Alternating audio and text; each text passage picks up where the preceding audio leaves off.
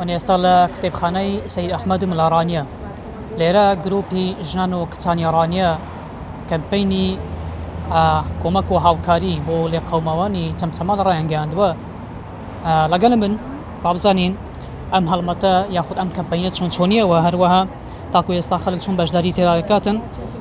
خاتو حەبیبە سڵاو لێ ئەم کاتت باش. پێم بڵێ کێوە دەست پێ کردو ئەم کەمپەیە و تاکەی دەست چۆن دەڵێ بەردام دەبێت. سەرەتا بەخێر بێن دەستخۆشتان لێ دەکەین، زۆر سپاسان دەکەین. ئەمن دەستخۆشی لە گروپی ژنانی و کچانی ڕانیە دەکەم کە هەستاوین مژێکێکم لە ئەندامانی ئەم گروپە کە ئەمڕۆ هەستاوین بە هەڵدانی ئەو کەمپینە بوو بە هەناوە چوونی لێ قەوماوانی زیان لێکەوتوانی لافاوەکەی چەمچەماڵ و تەکیە و ئەو شوێنانەی کە زیانیان بەرکەوتووە.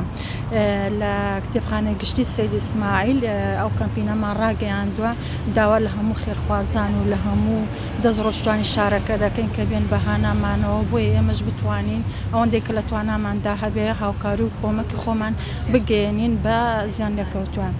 ئەم کەمپینە ئەوڕۆ هین لە ساعەتەوە دەستمان پێکردووە هەتاوەکو ڕۆژی سێشەمە تا ساعت 4 بەردەوام دەبێت. باش، هەڵمەتە تاکو ئێستا چون بەڕێوە دەچێت، خەڵک بەشداری دەکات.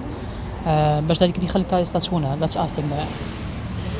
خۆشبەختانە باشە، یعنی وردە وردە خەڵکی خێرخواز و خەڵکی دۆزڕۆشت و وردە وردە دێن، یعنی کۆمەک و هاوکاری خۆیان پێشکەش بە کەمپینەکە دەکەین، بەڵام هیوادارین گەرمەگۆڕی زیاتر بێت. باشە، ئێوە لە کەمپەینە زیاتر تیشکان خستووە سەر چ بابەتێک بۆ نەپارە یان خۆت کەلوپەلیتی کەشە؟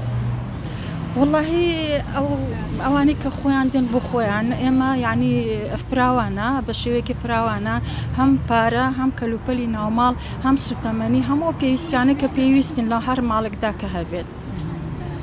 سپاسان دەکەین.